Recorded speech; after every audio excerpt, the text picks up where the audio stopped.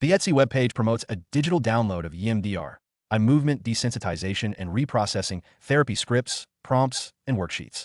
This resource is marketed towards therapists as tools and guides for EMDR therapy. The webpage emphasizes that EMDR therapy should be administered by licensed professionals and scripts are not sold as commercial products.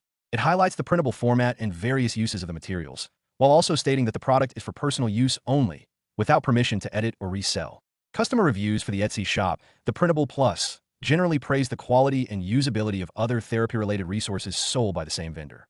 Okay, so EMDR therapy, right? Eye movement desensitization and reprocessing. Yeah. It's gotten pretty popular, and I know a lot of you are curious about it. But then you stumble across these Etsy listings for EMDR scripts. Yeah. And worksheets.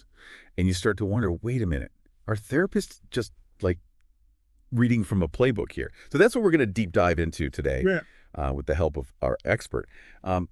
Is it really as simple as following a script? I mean, it's great that you're asking that question. It's, you see these things online and you got to wonder, what's really going on? Yeah, exactly. Like this Etsy listing I found, it's selling these digital downloads, scripts, prompts, worksheets, the whole shebang. And it's for therapists and patients, all for $3. But then it says these scripts are helpful for therapists. But then it also says they're not sold commercially. I mean, which one is it? Yeah, that's a pretty big contradiction right there. And it kind of speaks to a bigger issue, which is, these therapeutic techniques, when they're presented as, a simple, one-size-fits-all solution, that's where you start to run into problems. Okay, so before we get too deep into the ethical swamp here, can you just give us a quick rundown of what legitimate EMDR therapy actually involves? Is it really just moving your eyes back and forth? Yeah, I get that question a lot. It's definitely more complex than that. The eye movements, right? Or other forms of bilateral stimulation, like tapping or sounds. They're just one part of a much more comprehensive approach.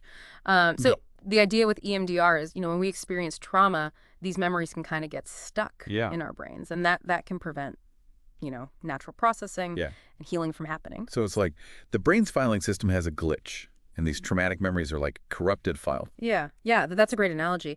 And so what EMDR is trying to do is it's trying to help unstick those memories and allow them to be processed in a healthier way. Okay. And the bilateral stimulation seems to play a key role in this, possibly by mimicking the rapid eye movements that happen during REM sleep, which is, when our brains naturally process emotions and memories. It's interesting. So EMDR is kind of like giving the brain a nudge to do what it already does. Yeah. But in a more targeted instruction.